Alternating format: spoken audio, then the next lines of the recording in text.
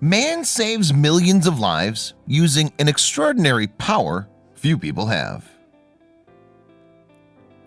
When Superman first debuted in 1938, people were awed and dazzled. And how could you not be?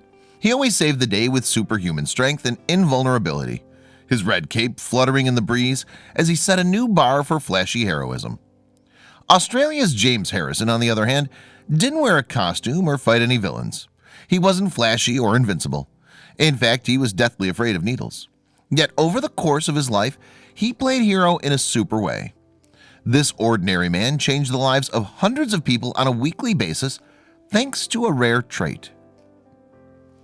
81-year-old James Harrison of Australia may seem like an ordinary guy at first glance, but get to know him, listen to his story, and you'll soon learn he has a history that could have been ripped from the pages of your favorite comic book. James, you see, has been given the nickname the Golden Arm. Well, this may sound like a nonsensical moniker, maybe that of a rejected James Bond villain. The story behind his nickname is absolutely inspirational. The story starts in the early 1950s, when James was only 14 years old. He fell ill and needed emergency lung surgery. After hour-long operations, 2.5 gallons of blood transfusions, and endless medications, James couldn't believe it. He survived. Although he was scared of needles, James knew from that moment on he wanted to be an organ and a blood donor. When he became of legal age, he immediately began working on his goal and searched for the nearest location to donate blood. He found a local Red Cross center in Sydney, where he was asked if he wanted to donate whole blood, plasma, or just platelets. He was told he could not donate whole blood as often as he wanted, but he could at least donate plasma every few weeks. After about a month, he was called into the center. He was nervous, but he went right in. The doctor who met him began by asking, "Sir, have you ever heard of rhesus disease?" James didn't have rhesus disease. In fact, it's found only in pregnant mothers and fetuses, and it causes the baby to suffer from anemia, jaundice, brain damage, or even death. Rhesus disease occurs when a mother's blood and the baby's blood are incompatible due to the Rh level in the father's blood, the factor that makes your blood type positive or negative. If an Rh negative mother's blood crosses with her Rh positive baby's blood, it can attack the child's red blood cells. In Australia, up until the 1960s, there were literally thousands of babies dying each year, explained Gemma Falkenmeyer, a spokesperson for the American Red Cross Blood Service. Women were having numerous miscarriages and babies were being born with brain damage. So what did this have to do with James? Luckily, certain people have the antibodies for this disease swimming in their bloodstream, and James is one of them.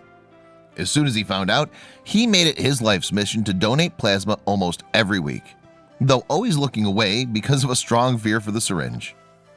The Red Cross in Australia can never thank a man like James enough, said Ms. Falkenmeyer in an interview.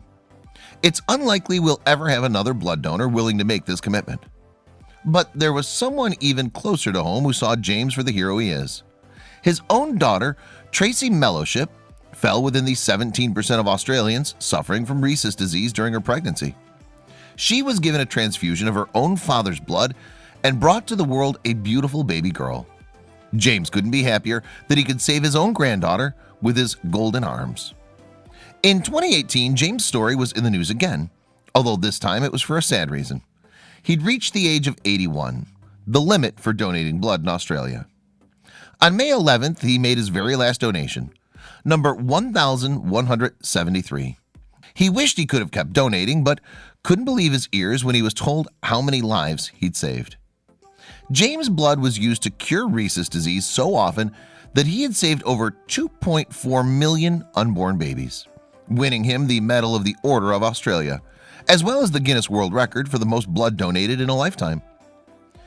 Every ampoule of Anti-D ever made in Australia has James in it.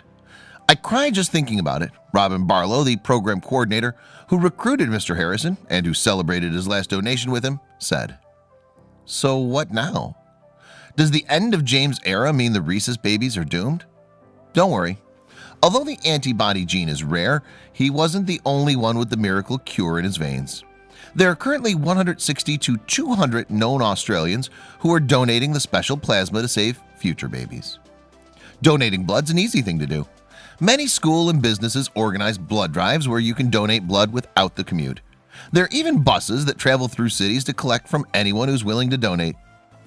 Saving $2 million is hard to get your head around, but if they claim that's what it is, I'm glad to have done it, James said with a smile. I guess you can blame me for the increase in population. He's lucky, as other bizarre health conditions tend to be far less positive.